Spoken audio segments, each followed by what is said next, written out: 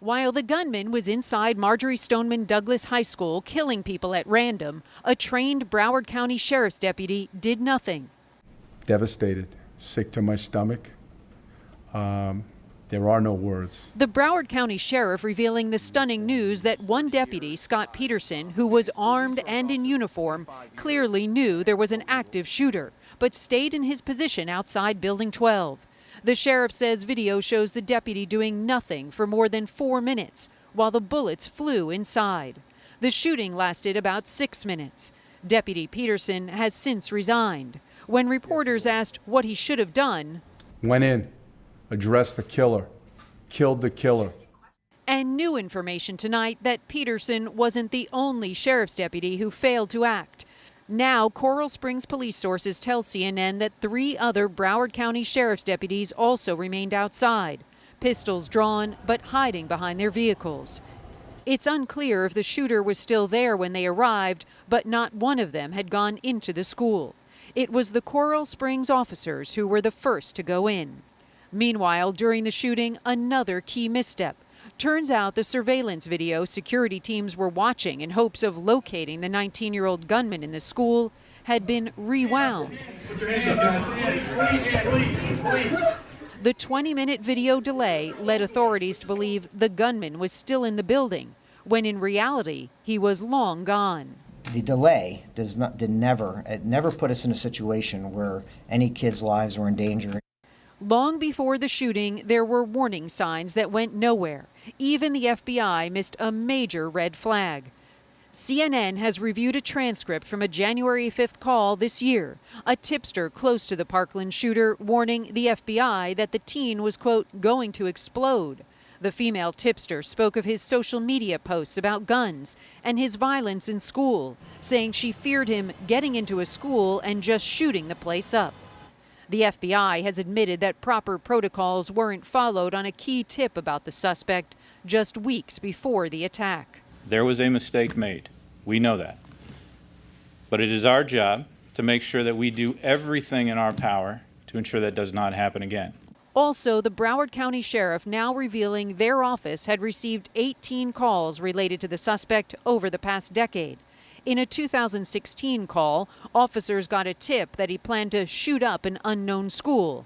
Police records show the responding deputy passed the information on to a school resource officer. In another call last November, police records show a caller warned the teen was collecting guns, suggesting he could be a school shooter in the making. Officers simply referred it to the Palm Beach Sheriff's Department for review.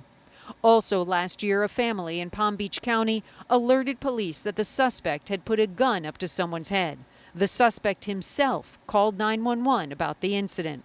I kind of got mad and I started punching walls and stuff, and then a kid came at me and threw me on the ground. Police responded and were told at the scene it had all been worked out. Randi Kaye joins me now from Parkland, Florida. Randi, these new details are so disturbing, and it's not the end of it. What have you learned about social services looking into this suspect years ago? John, we've learned that the Department of Children and Families here in Florida took a closer look at the suspect back in 2016. It was right after he and his girlfriend had broken up. And what they found was that he was cutting his arms by himself. He was putting Nazi symbols on his backpack, and he had plans to purchase a gun. Yet, despite all of this, they considered that he was a very low risk, despite all of those findings. And that was because he was living with his mother, he was going to school, he was getting treatment for his mental health issues, apparently, so they considered him a very low risk. Meanwhile, John, just months after that DCF report was closed is when this suspect went out and bought this AR-15 style rifle that police say he used in this school massacre. So clearly, John, he was not a very low risk. Randi Kaye in Parkland, Florida. Randi, thanks so much. Joining us now, CNN law enforcement analyst, former Philadelphia Police Commissioner Charles Ramby. Chief, thanks so much for being with us. This new information that these Broward County sheriffs, 3 in addition to the school resource officer, were outside the school, hadn't gone in. Does it make any sense to you? Nope, it makes no sense at all. I mean, you can't just wait outside. We learned that lesson after Columbine. Now, the first officer on the scene, the school resource officer, he definitely should have gone in. There's no excuse for him not having gone in. And if what is being said is true about the other three, there's no way they shouldn't have gone in. You have to go in and neutralize the threat as soon as possible. And even if you don't hear shots, you still don't know if the person is still in there. You have to clear the building. So you have to go in. There's just no other way to do it. And that's the key point there. You know, we don't know for sure whether these three arrived before or after the shooter had left. But even so, to still be outside when there could be wounded people who need treating, when the building does need to be cleared, it's still a problem, correct? Yeah, it is. And plus, you don't know if he's left the scene. We know now because we have a lot more information. But at the time, you don't know that. You have to clear the building, period. You have to tend to the wounded. You have to do all these things. You can't do it hiding behind your car. And you brought up one of the key issues here, which is the protocol.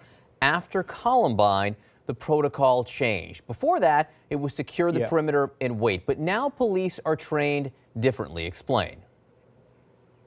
Well, they're trained differently because we learned that, you know, while we're waiting for SWAT, and God bless SWAT, they're very good at what they do, but it takes time for them to get there. In the meantime, these things are over fairly quickly. So we have to train our officers, and many departments have, I believe most departments have, active shooter training where they're trained how to go in and be able to clear the building, neutralize the threat, save as many people as you possibly can. I know the departments that I've worked in, that's ongoing training on a regular basis that takes place. Every department we've talked to says this is now the protocol. The training, the protocol now is to go in. That is what you are trained to do. That's why it's so troubling that it didn't appear to happen here. Now, whether on the local level or federal level, so many mistakes here. Chief, you look at this, and it seemed that everyone was saying this guy could turn out to be a school shooter. The guy who everyone warned was going to be a school shooter ended up shooting up a school. Yeah. Well, you know, clearly the FBI dropped the ball with the tip line and the information that they received. There's absolutely no reason why that information was not sent out to the field office for follow-up. The local authorities weren't noted. Something should have been done. That has to be explored to find out exactly what happened, why it happened, and make sure it never happens again. I mean, there should be supervisory oversight to make sure that these tips are being handled properly. That didn't happen. Clearly, there's other people that, again, the warning signs were there, and they just failed to act. It's a tragedy all the way around. Commissioner Ramsey, thanks so much for being with us. Appreciate it.